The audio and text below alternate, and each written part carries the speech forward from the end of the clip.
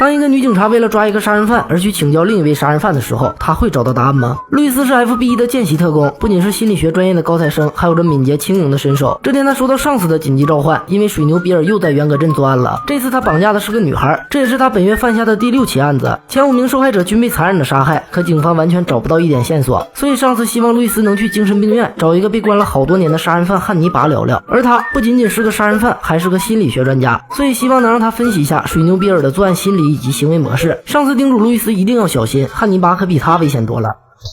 镜头一转，路易斯来到了精神病院，也见到了传说中的食人魔汉尼拔。他没有废话，直奔主题，表示需要汉尼拔的帮助。对方也很直接，回答帮忙可以，不过得要点好处。没等路易斯过多思考，汉尼拔就表示这里的生活很无聊，他想听听放屁虫的叫声，这明显就是刁难。可路易斯也没有办法，只能先答应下来。几天之后，路易斯再次回到这里，告诉汉尼拔事情已经办妥了。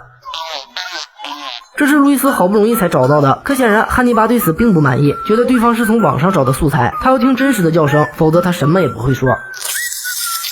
为了让汉尼拔开口，路易斯竭尽全力满足了对方的要求，可没想到汉尼拔只是在戏耍他，这下直接惹恼了路易斯。为了节省时间，他干脆把汉尼拔五花大绑，并威胁道如果不配合他们，他的余生都将会是这个造型。见路易斯来真的，汉尼拔没有丝毫犹豫，当即说出了他的分析，把比尔的样貌特征、3维体重以及家庭住址全都一股脑的说了出来。回到家的路易斯便对汉尼拔的推理进行验证，经过一段不太复杂的头脑风暴后，他觉得汉尼拔说的有道理，于是第2天他便驱车来到了那个地址，按响了门铃后，开门的果然是水牛比尔。路易斯一开始假装没认出对方，接着便问起他见没见过失踪的女孩。比尔一脸警惕的回答没见过。可这时房子里面传来了微弱的呼救声，见事情败露，比尔赶忙跑回屋内，而路易斯也掏枪追了上去。在经过了一间灯光昏暗的房间后，路易斯循着声音来到了地下室，可关上门后这里漆黑一片。当然黑只是对路易斯来说，水牛比尔因为有夜视仪，可以清楚的看到路易斯的每个动作。然而比尔并没有着急对他下手，夜视仪的颜色让他有些不习惯，他决定改一下模式试试看。